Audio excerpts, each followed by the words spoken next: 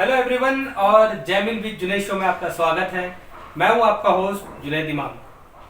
अभी हाल ही में जो हाथरस में जो घटना घटी और जो हैवानियत हुई है, उसे जितने कड़े लफ्ज़ों में उसकी मुखालिफत की जाए वो बहुत कम है। और हर जगह, चाहे देश हो विदेश हो, हर जगह से यानी आंदोलन शुरू हो चुके हैं। उसको लेकर डिमांड्स हो रही है कि सख्त से सख्त सज़ा हो, इस तरह के हादसा को रोका जाए। तो मुझे भी लगा, एज ए मीडिया पर्सन मेरी भी जिम्मेदारी मुझे लगी कि क्यों ना मैं भी जो देश और विदेश में जहाँ जहाँ पे भी आवाज़ें आ रही है और यानी जहाँ आंदोलन हो रहे हैं, तो वो आवाज़ को मैं अपने लोगों में शेयर करूँ, बताऊँ, ताकि हम सब एक मजबूत आवाज़ बनकर उस पीड़िता को इंसाफ दिला सके और इस तरह के हादसा फ्यूचर में ना हो, उसकी रोकथाम हो सके। तो मैं महेश वासनिक साहब का बहुत शुक्रगुजार हूँ, जो Ambedkar association of north America में जो ऑर्गेनाइजेशन है उसके वो खास सदस्य हैं।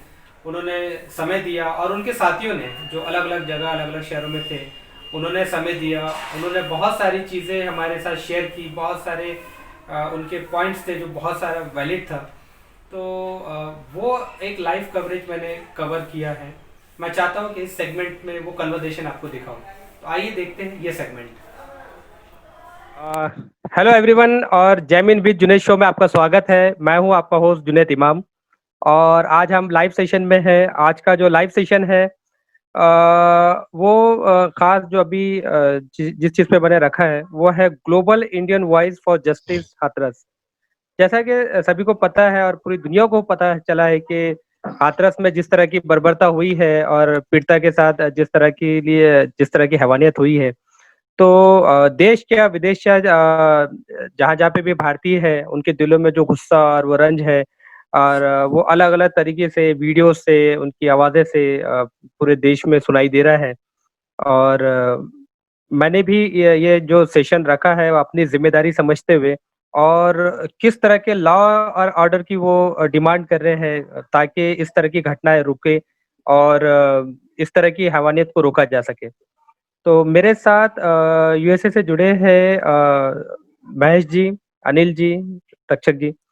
तो सर, आप सभी का स्वागत है और मैं चाहता हूँ कि आप अपनी बात एक-एक करके रखें सामने।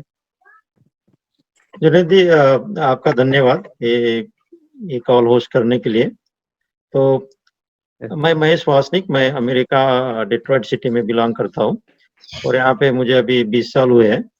और हमें बहुत दुख होता है कि इंडिया में किसी यानी कोई भी कम्युनिटी के ऊपर अत्याचार हुए और वो सब इंटरनेशनल मीडिया में पब्लिश होता है और बाकी लोग भी इस न्यूज़ को देखते हैं और कभी-कभी हमको भी बताते हैं कि ये आपके देश में क्या चल रहा है।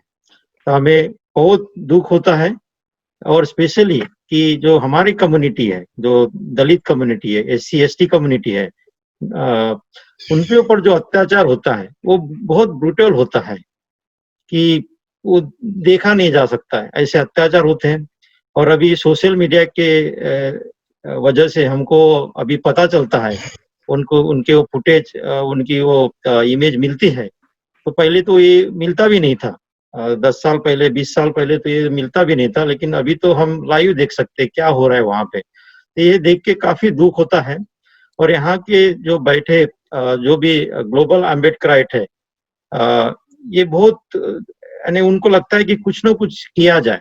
तो हम तो ये डिमांड करते हैं कि पहले तो ये होना नहीं चाहिए और ये होना नहीं चाहिए और जो भी लॉ एंड ऑर्डर है, जो भी इंडिया में जो भी लॉ एंड ऑर्डर है, वो प्रॉपर इम्प्लीमेंट होना चाहिए और जो भी जिसका भी क्राइम है, जिसने भी इसको क्राइम किया है, उसको जल्दी से जल्दी सज़ा होनी चाहिए। विदिन 1 मंथ वो सज़ा होनी चाहिए, ऐसा मेरा कहना है। अनिल जी, इससे मेरा क्वेश्चन है। अनिल जी, मुझे सुन सकते हैं आप? हाँ जी, हाँ, बोलिए। जी, जी। सर, ये बताइए कि जो खासकर माइनॉरिटीज़ है और उसमें भी जो एससी-एसटी है और उसमें लगातार किसी न किसी तरीके से ये इस तरह के शोषण होते रहते हैं, हो रहे हैं एक्चुअली। और खासकर अभी इस तरह के हादसा ज़्यादा बढ़े हैं कि रेप के और ब्रूटली मार देना किसी को, ये इस तरह के हादसा बढ़े हैं। तो अम्बेडकर ऑर्गेनाइजेशन जो पूरे ग्लोबल में है, पूरे वर्ल्ड में है, वो किस तरह के प्रयास कर रही है कि इस तरह की चीज़ों को रोका जाए और इसके लिए सख्त कानून बने? जुनैद साहब धन्यवाद, आपने हमारी प्रतिक्रिया जानने की पहल की। देखिए, कानून देश में है, कॉन्स्टिट्यूशन देश में है, नहीं ऐसी बात नहीं है। लेकिन बाबा साहब ने कहा था कि कॉन्स्टिट्यूशन तो हम बना के जाएंगे, लेकिन जो लोग इसका पालन करेंगे, इसका अनुसरण करेंगे, वो किस तरह से करते हैं, इस पे यह डिपेंड करेगा कि ये कॉन्स्टिट्यूशन अच्छी है या नहीं है। देश में जिस तरह के अत्याचार बर्बरता पूर्वक हो रहे हैं, इससे मुझे तो नहीं लगता कि यहाँ पर कानून का राज है। आज भी जाति प्रथा जारी है। महात्मा गांधी जी ने कहा था, कल उनकी जन्म तिथि थी, कि जाति प्रथा बंद हो। अभी भी फ्यूडल सिस्टम, सामंत प्रथा अभी भी जारी है। जो लोग अत्याचार कर रहे हैं, वो एक जमाने में जमींदार होते थे, अभी भी उनके पास में पावर है। ये पावर किसी और तरह से ट्रांसफर हो गई है कि वो राजनीतिक पक्षों की तरफ वो चले गए हैं, मीडिया में चले गए हैं, बड़े पुलिस अफसर बन गए हैं, प्रेस में हैं। तो ये ताकत अभी भी जो एक समय पे जो सामंती प्रथा की जो ताकत थी, जमींदारों की जो ताकत थी, वो आज उनमें अभी भी है। और वही प्रवृत्ति से वह इन लोगों का उत्पीड़न करना चाहते हैं। अगर कुछ लोग स्कूल जाएं, कोई दलित बच्चियां स्कूल जाएं, तो ये इनको अच्छा नहीं लगता। इनको कैसे दबाना, और इतनी बर्बरता से दबाना।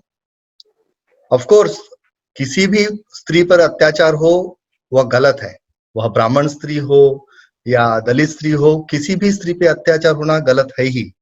लेकिन लोग बोलते हैं कि इसमें आप कास्ट क्यों ला रहे हैं, ये हमें पूछते हैं कभी कभी। हमारा यह सवाल है, हमारा जवाब यह है कि देखिए, आप प्रपोर्शन देखिए, दलित स्त्री पे जो अत्याचार होते हैं वो कितने ज्यादातर होते हैं। क्यों होते हैं?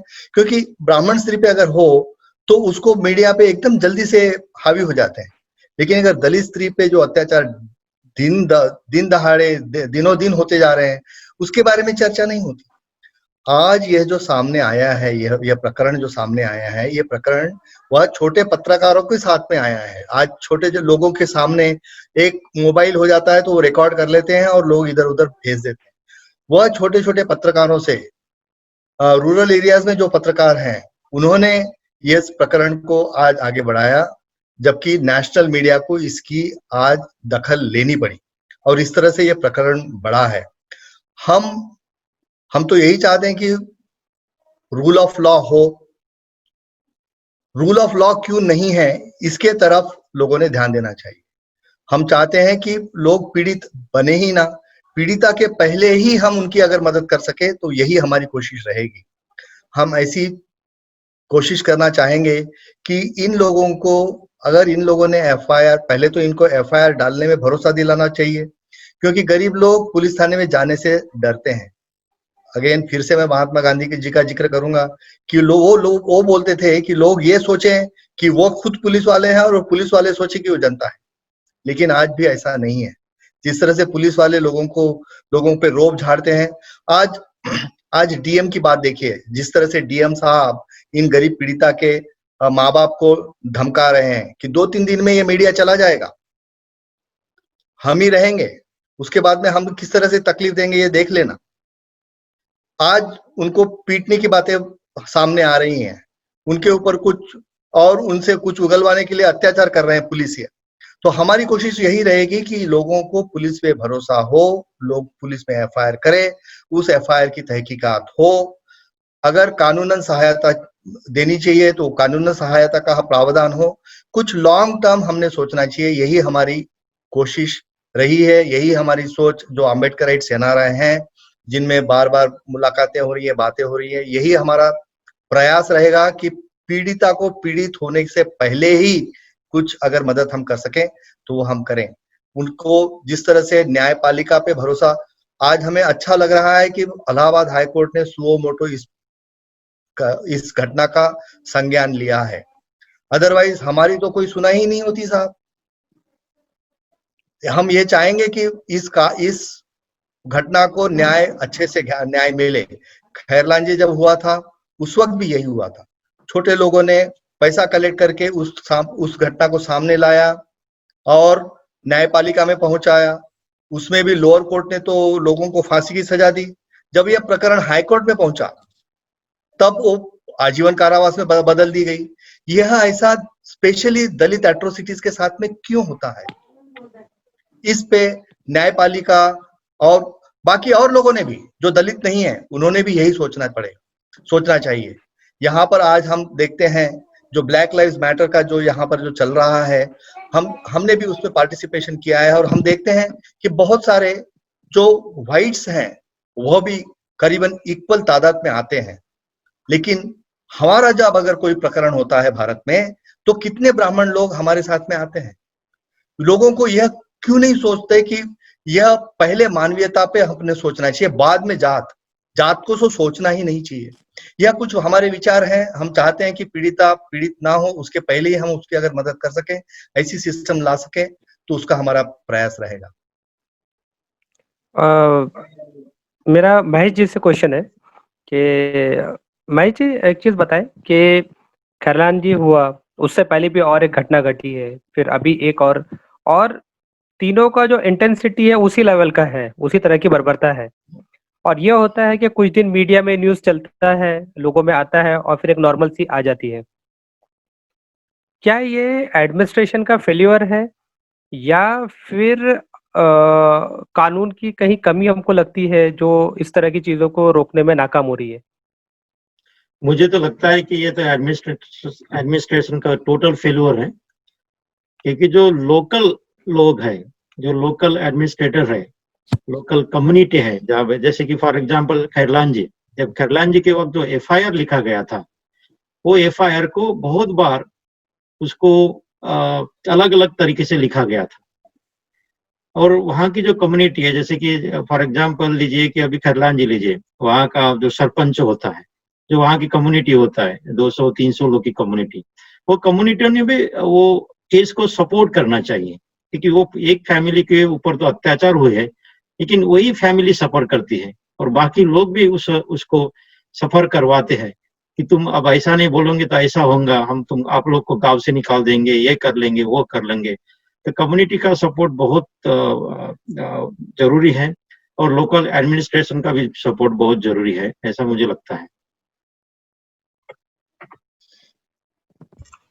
अनिल जी, मेरा क्वेश्चन है कि जिस तरह के अभी आपने पुलिस का एक रोल बताया है कि जो डीजी साहब ने यूपी में जो जिस तरह की उन्होंने स्टेटमेंट दी है, और किस तरह की आप डिमांड करते हैं गवर्नमेंट से, सरकार से, कि इस तरह के जो ऑफिसर्स हैं और पुलिस एडमिनिस्ट्रेशन है ऐसे शहरों में, गाँव में, देहातों में, तो उनको किस तरह का पनिशमेंट हो और किस तरह से जो कानून व्यवस्था है और पुलिस डिपार्टमेंट है उसको किस तरह से मजबूत किया जा सके ताकि इस तरह के हादसा फ्यूचर में ना हो?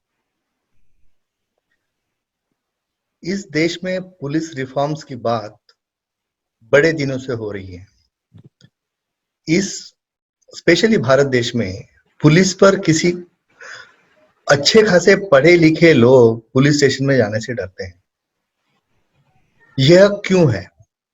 आप एफआईआर दायर करना चाहिए, उसके पहले ही आप पुलिस को आपको भगा देती है। ऐसा क्यों है? एफआईआर दायर करना, एक यूएस में आप 911 फोन करो, अगर फोन रख भी देते हो आप, तब भी पुलिस आपको फोन वापस करती है कि क्या हुआ, कोई प्रॉब्लम है क्या? 5 या 10 मिनट में पुलिस यहाँ पे पहुंच जाती है।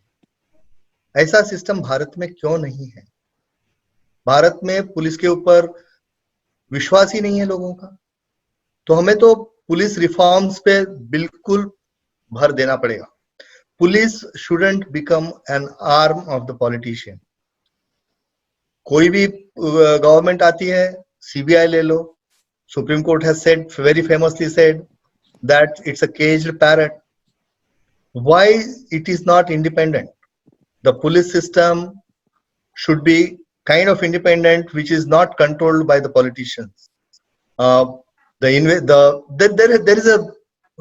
is a need to have a significant reforms in the police section. Maybe the investigation wing. If you look at the number of police also, there is a problem.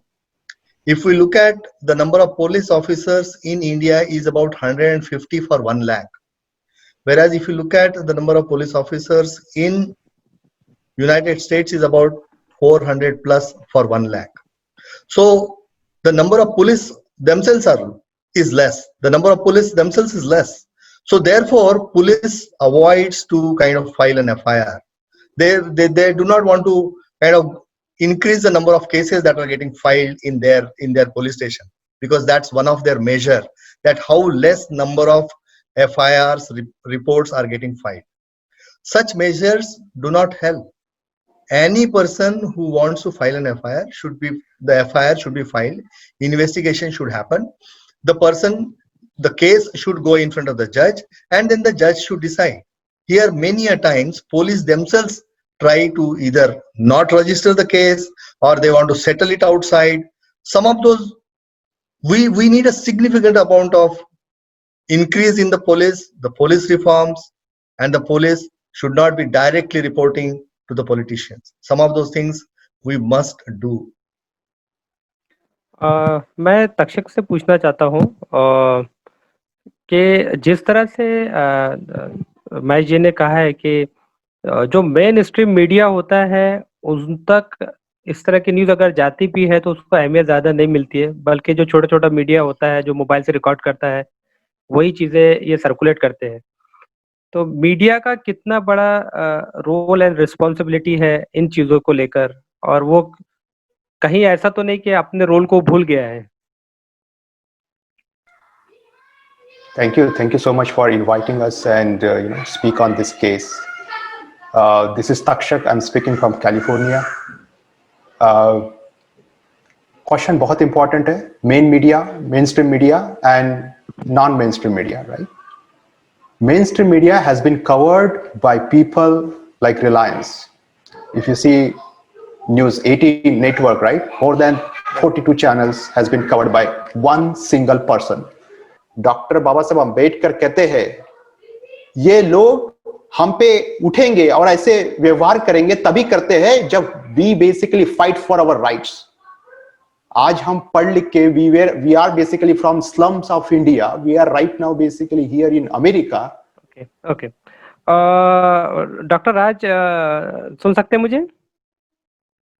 Yes definitely. या है. Sir मेरा question है आपसे कि अभी जिस तरह के प्रोटेस्ट वगैरह अभी हमारे मतलब पूना में और देश में सब जगह पे हो रहा है और सब जस्टिस के डिमांड कर रहे हैं, मैं चाहता हूँ कि क्योंकि ये तो इससे पहले भी बहुत सारे ऐसी घटनाएं घटी है, डिमांड होती है, आंदोलन होते हैं और निकल जाते हैं. एक मजबूत डिमांड किस तरह की आप चाहते हैं सरकार से? That's a good question. First of all, thank you for inviting me. I am speaking on behalf of the Indian Association for Minority in New Zealand. So, this is not the first incident and this is not the last incident. ये तो होता ही रहेगा. तो हमें इस पे ध्यान देना चाहिए कि अभी का जो हादसा है डेफिनेटली हमारी बच्ची है और जो भी हुआ बहुत गलत हुआ. और जो भी केसेस मैंने अभी तक पढ़ा है कि कम से कम 18 केसेस हो गए 2-3 दिन में, दलित नॉन दलित जो भी है, महिला पे अत्याचार. तो पहला काम इस हादसे के बारे में अगर हम पुलिस से कुछ चाहते हैं तो बिल्कुल सपोर्ट नहीं मिल रहा है. वो तो दिख ही रहा है, वो पूरा एविडेंस उन्होंने गायब किया. They have done abolish all the evidence so they can go ahead and go in the court and court will say because there is no evidence. So we know what the facts going to come after 1, 2 years, 3 years or 10 years. Because Nirbhaya के समय में 10 साल लगे verdict आने के लिए, तो इसको अभी एविडेंस ही नहीं, तो वर्डिक्ट का तो पता है. So what as an media and what as an Indian, हमें देखना चाहिए कि एक बात ध्यान में नहीं आ रही, वहां पे लीडर कौन है, काउंसलर कौन है, कॉर्पोरेटर कौन है, एमपी कौन है.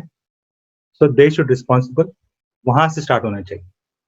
बस उस क्षेत्र में उनका काम क्या है, उन्होंने क्या रिस्पॉन्सिबिलिटी ली. जैसे पुलिस और सिस्टम रिस्पॉन्सिबल है, तो उस समय जो भी काउंसलर है या MP है, MLA, वो भी रिस्पॉन्सिबल। उनके नाम क्यों नहीं आ रहे बाहर? अब बताएं वहां के सांसद कौन है? तो उनको भी जिम्मेदार होना चाहिए। रेजिग्नेशन वहां से स्टार्ट होनी चाहिए, सांसद से, देन डेप्यूटी चीफ मिनिस्टर, बाद में प्राइम मिनिस्टर। हम लिंक भूल जाते हैं हमेशा, हमारा माइंड हमेशा डाइवर्ट किया जाता है, डिस्टॉर्टेड हो जाते हैं हम एक सब्जेक्ट से दूसरे सब्जेक्ट से। लेकिन जो घटना हुई है यूपी में, जो भी सांसद के नाम पूरे देश को पता होना चाहिए, दिस इज सांसद और ऐसी घटना हुई है, दे आर रिस्पॉन्सिबल। तो एज अ रिपोर्टर, अब हम तो अभी बाहर का, we don't know exactly who are there, but as a reporter उनके नाम आने चाहिए सामने, उनके फोटो आने चाहिए, सिर्फ नाम नहीं, उनके फोटो आने चाहिए। कौन पार्टी के, कुछ पार्टी के सांसद वहां पे काम कर रहे हैं। तो that is my first request कि आप जब भी आप या कोई भी मीडिया, तो उनके नाम पहले आने चाहिए, सांसद के या MLA के, और कोई किस पार्टी के जुड़े हुए हैं। अच्छा पीयूष जी, मुझे सुन सकते हैं? जी जी जी जुनैद जी बोलिए। जी, हेलो। हाय। मेरा ये पूछना था आपसे क्वेश्चन कि जिस तरह से बाबा साहब अम्बेडकर ऑर्गेनाइजेशन जो पूरी दुनिया में है, और ऐसी छोटी और बड़ी ऑर्गेनाइजेशन इंडिया में भी है जो कम्युनिटीज के लिए काम कर रही है, क्या ये कम्युनिटी का फेल्यूर तो नहीं बोल सकते हैं, कमी बोल सकते हैं कि चूंकि विदेश में भी है, यहाँ पर भी है, और अच्छा हो सकता है, तो क्यों ना ये जो ऑर्गेनाइजेशंस है जो इंडिया में भी है, इन्हीं को इतना मजबूत किया जा सके ताकि जो कम्युनिटीज है वो इतना मजबूत हो कि वो FIR करे, फाइट करे और अपने आप को मजबूत बनाए। कहाँ ये कमी रह जाती है? जी जुनैद जी, सबसे पहले तो धन्यवाद मुझे इनवाइट करने के लिए, और सभी मान्यवरों का धन्यवाद अपने अपने पक्ष रखने के लिए, और आपका भी स्वागत कि आप मीडिया के माध्यम से इस बात को लोगों तक पहुंचाने का प्रयास कर रहे हैं। बल्कि बहुत सारे जो प्रसार माध्यम है उन्होंने वो तस से मस तक नहीं हुए इस इशू पर अभी तक, तो इसलिए आपका भी धन्यवाद।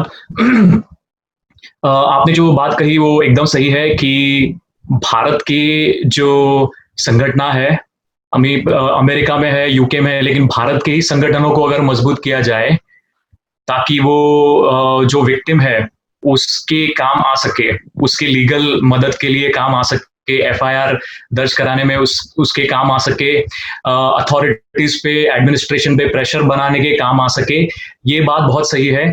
और इस पे इस डायरेक्शन में जो NRI अम्बेडकराइट्स है और बाकी जितने भी ऑर्गेनाइजेशन है, इनमें चर्चा शुरू हो चुकी है इस मामले में। लेकिन इसमें और एक चीज बात ध्यान में ये भी रखना जरूरी है कि जो जितने भी अम्बेडकरवादी संगठन है या फिर जो संगठन जस्टिस के लिए लड़ते हैं, उनको साबोटाज करने की रणनीति बनाई जा रही है। इसका एक ही अभी का रिसेंट उदाहरण ये कि एमनेस्टी इंटरनेशनल उसके अकाउंट्स फ्रीज कर दिए, क्योंकि एमनेस्टी इंटरनेशनल ह्यूमन राइट्स की बातें कर रहा था वर्ल्ड स्टेज पे, तो उसके अकाउंट्स फ्रीज कर दिए। तो ये अम्बेडकरवादी संगठना या जस्टिस की बात करने वाली, ह्यूमन राइट्स की बात करने वाली जितनी भी संगठनाएं हैं, इनको साबोटाज करने का कॉन्शियस एफर्ट हो रहा है। इस बात को हमको ध्यान में लेना जरूरी है। दूसरी चीज ये है कि आपके जो ऑर्गेनाइजेशंस है, इसमें जो इश्यू बेस्ड ऑर्गेनाइजेशन है, इसका जो लीडरशिप है, इसका लीडरशिप में डाइवर्सिटी आना जरूरी है। उदाहरण मैं आपको बताना चाहूंगा कि जैसे महिला आयोग में जो अभी की महिला आयोग है, मैं उनका नाम नहीं लूंगा, लेकिन महिला आयोग में डाइवर्सिटी नहीं है।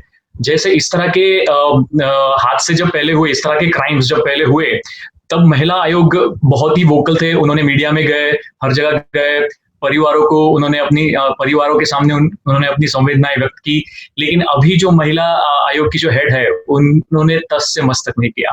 ठीक है, जो यूपी के CM है, उन्होंने एक कंडोलेंस भी स्टेटमेंट भी नहीं किया है अभी तक। उन्होंने सिर्फ प्रधानमंत्री का ट्वीट को रीट्वीट किया है। प्रधानमंत्री ने भी अभी तक सिर्फ एक ही ट्वीट किया है इसके बारे में। तो सिर्फ संगठनाएं मजबूत करने, करने की कोशिश अगर हम करें, तो अगर इससे कॉन्शियसली साबोटाज करने का अगर एफर्ट हो रहा है, अगर कॉन्शियसली जस्टिस को सप्रेस करने का अगर एफर्ट हो रहा है, तो इस बात को सामने लाना जरूरी है। इस बात को वर्ल्ड स्टेज पे सामने लाना जरूरी है कि इंडिया में ह्यूमन राइट्स वायलेशन स्पेशली दलित और दलित महिलाओं के ऊपर, शेड्यूल कास्ट महिलाओं के ऊपर किस तरह से हो रहे हैं, इस बात को वर्ल्ड स्टेज पे ले जाना जरूरी है। तो आपने जो बात कही वो बिल्कुल सही है कि ऑर्गेनाइजेशंस को मजबूत करना जरूरी है, इसके हम पक्ष में है, लेकिन इस ऑर्गेनाइजेशंस को कॉन्शियसली साबोटाज करने का भी एफर्ट हुआ है। अभी एक अम्बेडकरवादी कार्यकर्ता है, उनकी हत्या हो गई है। जो नरेंद्र दाभोलकर थे, जो अंधश्रद्धा के खिलाफ बोलते थे, उनकी हत्या हो गई। गौरी लंकेश की हत्या कर दी गई। तो ये भी हो रहा है। तो अगर लोग अपने संगठनों को मजबूत करें, जस्टिस के खिलाफ अगर वो लड़े, तो चंद्रशेखर आजाद भीम आर्मी, इनको अंदर लॉकअप में डाल दिया है, ठीक है। तो ये भी होता है कि जो जस्टिस के लिए फाइट कर रहे हैं उनको हेकल किया जाता है, उनको अपमानित किया जाता है, उनके साथ प्रताड़ना होती है, उनको यातनाएं दी जाती है, उनको जेल में झूठे झूठे कायदे बनाकर उन्हें बंद किया जाता है। इस बात को भी सामने लाना जरूरी है। तो ये सिर्फ लॉ एंड ऑर्डर का फेल्योर नहीं है, ये सोसाइटी का, हिंदू सोसाइटी का मॉरल फेल्योर है, ये कल्चरल फेल्योर है। तो सिर्फ पुलिस रिफॉर्म्स और ब्यूरोक्रेटिक रिफॉर्म्स करने से बात नहीं होगी, सिर्फ संगठनाएं मजबूत बनाने से बात नहीं होगी। इनका जो कल्चरल कॉन्शियसनेस है, इसको रिफॉर्म करना चाहिए। इसके लिए ये कल्चर को एक्सपोज करना जरूरी है। अब आप अगर उस गांव की बात करें तो उसमें 300 ठाकुर है और 100 ब्राह्मण है और कुछ ही दलित फैमिलीज है। क्या आप इमेजिन कर सकते हैं किसी के साथ बलात्कार एकदम जघन्य अपराध है, लेकिन किसी के साथ भी ना हो, लेकिन क्या आप सोच सकते हैं कि किसी ठाकुर के बेटी के साथ ऐसा हो? नहीं सोच सकते। ब्राह्मण के बेटी के साथ ऐसा हो सकता है उस गांव में? नहीं हो सकता है। और हम इससे और एक चीज डिमांड कर रहे हैं कि जो लीगल मैकेनिज्म है इसको कमजोर कर दिया गया है। उदाहरण के तौर पे SC/ST एट्रोसिटीज प्रिवेंशन जो एक्ट है उसको 2018 में सुप्रीम कोर्ट ने डाइल्यूट कर दिया है। तो अभी ये हो रहा है कि लोग FIR फाइल करने के बाद भी जो परपेट्रेटर है उसको अरेस्ट नहीं होगा। पहले अरेस्ट होता था, अभी उसको बेल भी मिल सकता है, ठीक है। तो ये मतलब वो चीज होगी कि आपने कायदा बनाया हुआ है लेकिन बस नाम मात्र कायदा बनाया हुआ है। तो हम ये भी डिमांड कर रहे हैं कि प्रिवेंशन ऑफ एट्रोसिटीज एक्ट जो है, हम इसमें PIL भी दाखिल कराएंगे कि प्रिवेंशन ऑफ एट्रोसिटीज एक्ट को टीथ मिलने चाहिए। उसका काम ही क्या है? अगर वो काम ही नहीं आ रहा है तो प्रिवेंशन ऑफ एट्रोसिटीज एक्ट को मजबूत किया जाए और लीगल इंफ्रास्ट्रक्चर को मजबूत किया जाए और जो जितने भी ये जितने भी इश्यूज हैं इनको ग्लोबल स्टेज पे पहुंचाया जाए, ये हमारी डिमांड है। जी अनिल जी आप मुझे सुन रहे हैं? जी हाँ जी अनिल जी, मेरा आखिरी क्वेश्चन है आपसे, उसके बाद एक महेश जी से क्वेश्चन लूंगा मैं।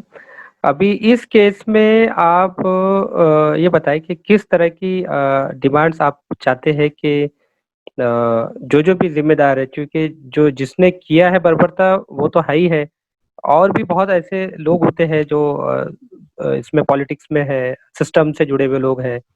तो किस तरह की ऐसी डिमांड हो कि इस तरह के हादसा फिर ना हो, यूपी क्या पूरे इंडिया में कहीं ना हो, और इस केस को लेकर पीड़ितों को किस तरह से इंसाफ मिले? देखिए, सबसे पहले तो जितने जल्दी इस चीज को न्याय मिले, पीड़िता को न्याय मिले, इसकी हमने पूरी भरपूर कोशिश करनी चाहिए। यह सब एट्रोसिटी एक्ट में लिखा भी था, लेकिन उसका अमल होता नहीं है। आप योगी सरकार, यूपी की जो सरकार है, उसके बारे में अगर आप बात करें तो जितना कम बात करें उतना अच्छा। उनके सिस्टम में जो रूल ऑफ लॉ जो होना चाहिए वो है ही ना के बराबर है। उनके कार्यकाल में जो भी अधिकारीगण हैं वह भी सरकार की चापलूसी में या डर के मारे या जो भी है कुछ भी कर नहीं रहे हैं।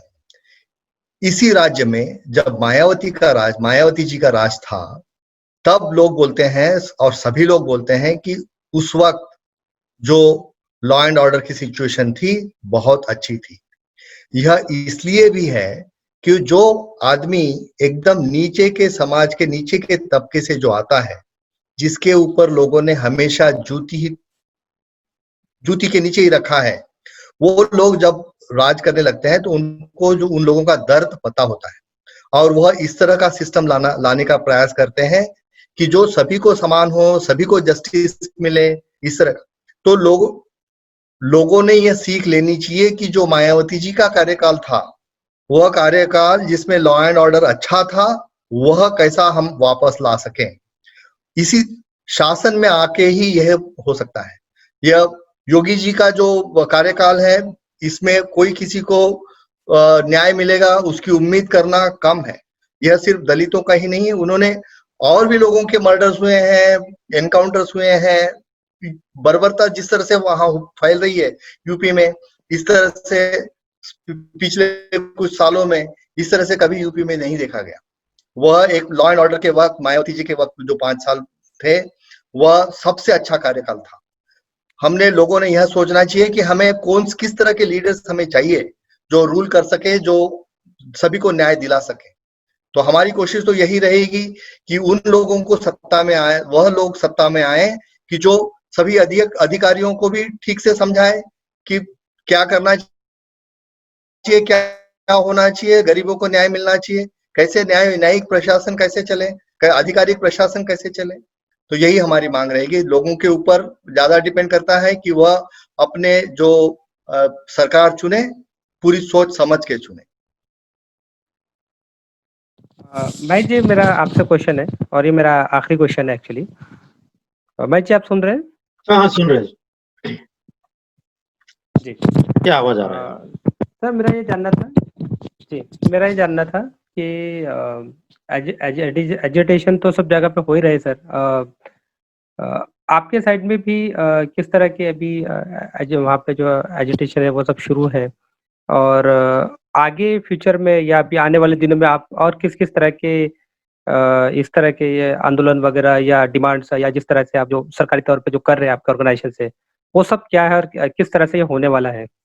तो ये केस के ऊपर जो हथरास में जो भी केस हुई, और वहाँ पे भी नहीं कि बलरामपुर हो गया, आजमगढ़ हो गया, बुलंदशहर हो गया, और अभी 2 दिन पहले राजस्थान में भी एक घटना हुई है रेप की। तो ये सब के ऊपर हम एक यूनाइटेड नेशन में पिटीशन डालने की सोच रहे हैं, और ये संडे को अम्बेडकर इंटरनेशनल मिशन और उनके जो भी कार्यकर्ता है यहाँ पे, वो एक प्रोटेस्ट करने का प्लान कर रहे हैं।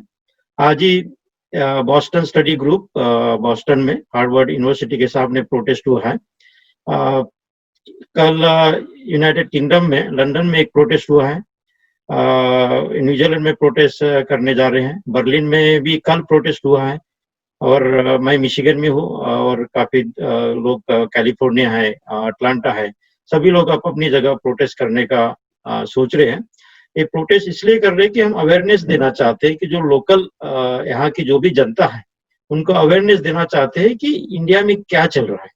कि आप सोच रहे हैं कि जो मीडिया में दिखाई जा रहा है कि इंडिया में लॉ एंड ऑर्डर है, लेकिन ये देखिए कि रियल लॉ एंड ऑर्डर है कि नहीं।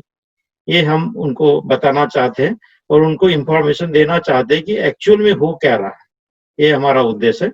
और उसके बाद कि पीयूष ने भी बताया है कि एमनेस्टी ऑर्गेनाइजेशन है, उसको बैन किया गया है, उनको भी हम एक मेमोरेंडम सबमिट करना चाहते हैं कि इंटरनेशनल अवेयरनेस, जो भी इंडिया में जो भी अट्रॉसिटी जो से होती है, उसको इंटरनेशनल अवेयरनेस करना बहुत जरूरी है।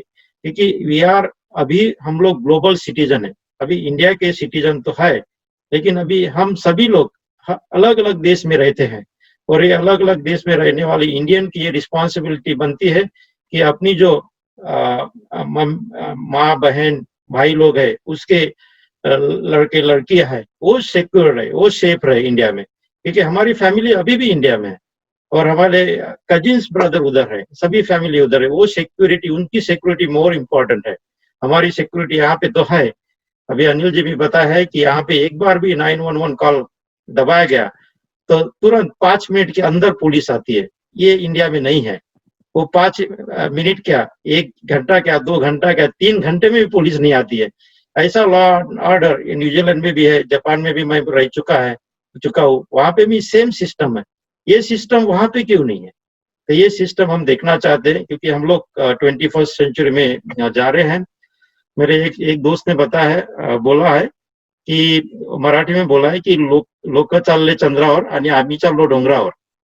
कि लोग तो अभी चंद्र पे जा रहे हैं, सब दुनिया चंद्र के ऊपर देख रही है, लेकिन इंडियन लोग अभी यानी हिल के ऊपर जा रहे हैं। तो ऐसा नहीं होना चाहिए। तो क्या है कि लॉ एंड ऑर्डर बहुत सेफ्टी के लिए, सब कम्युनिटी के सेफ्टी के लिए बहुत जरूरी है और ये इम्प्लीमेंट इमीडिएटली करना चाहिए। Thank you. ये आप जितने भी जो पार्टिसिपेंट्स हैं, जितने भी जो डिमांड्स की है, और ये शो का उद्देश्य भी वही है कि सिर्फ देश ही नहीं, विदेश में जहाँ भी हमारे भारतीय है और वो जिस तरह की डिमांड कर रहे हैं, और आप लोगों की जो फिक्र है और जो कंसर्न है फैमिलीज को लेकर, कम्युनिटीज को लेकर, देश को लेकर, बिल्कुल जायज़ है। और हमारी भी ये डिमांड रहेगी कि पीड़िता को तो इंसाफ मिले ही मिले, लेकिन कानून सख्त से सख्त बने, ताकि माइनॉरिटी क्या मेजॉरिटी क्या हर कोई सेफ रहे देश में, और देश का नाम जब भी बाहर के मीडिया में आए तो अच्छे नामों से आए, ना कि इन चीज़ों के लिए। मैं जितने भी पार्टिसिपेंट्स हैं हमारे, उन सबको बहुत-बहुत धन्यवाद कहता हूँ कि आप लोगों ने इतना वक़्त हमें दिया और अपनी प्रतिक्रिया बताई, और मुझे यकीन है कि आपकी बात डेफ़िनेटली सरकार तक और आम लोगों तक ज़रूर पहुँचेगी। मैं आप सभी का बहुत-बहुत धन्यवाद करता हूँ और अभी इजाज़त लेता हूँ। Thank you so much. Thank you very much. Thank you. Thank you. तो ये थे हमारे सारे वो पार्टिसिपेंट्स जो अलग-अलग शहरों में थे।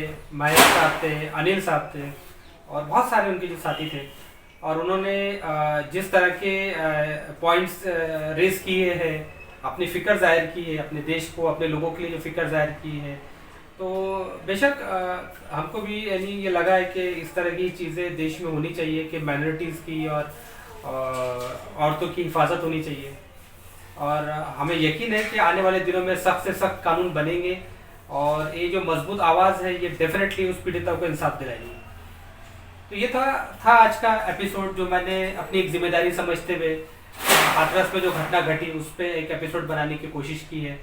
और मैं अपील करूंगा कि इन आवाज़ों को आप देश विदेश में सब जगह पे शेयर करें, फैलाएं, ताकि लोगों को पता भी चले, एक मजबूत आवाज़ बने, और इतनी मजबूत आवाज़ बने कि आगे फ्यूचर में ऐसी घटना ना घटे।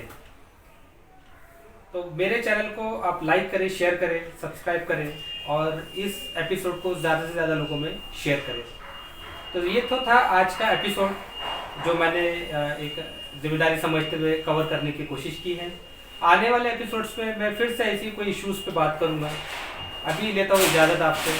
Thank you so much. Thank you.